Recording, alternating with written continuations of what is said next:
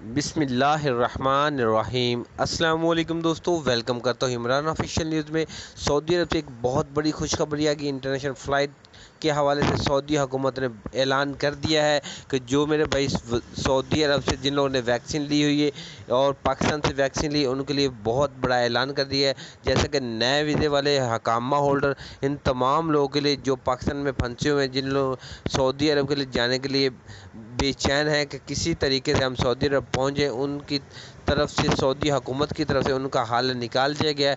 لیکن وہ حل کیا ہے، اس کی مکمل ڈیٹیل آپ کو اسی ویڈیو کے ساتھ شیئر کرنے سے پہلے اپنے پیارے سے دوستوں سے گزارش کی جاتی ہے چینل کو سبسکرائب کریں، بیل آئیکن کو دبائیں اور ویڈیو کو لائک اور زیادہ سے زیادہ شیئر کر دیا کریں تاکہ اس طرح کی ویڈیو آپ تک پہنچے۔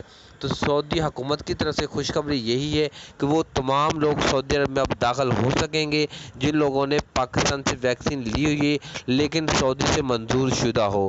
جن لوگوں نے پاکستان سے ویکسین چائنا کی سائنو فارم جس کے ساتھ بوسٹر شاٹ لگی، ان کے لیے ابھی تک 20 سے 25 دن لگ سکتے ہیں فلائٹ آپریشن بحال کرنے کے لیے۔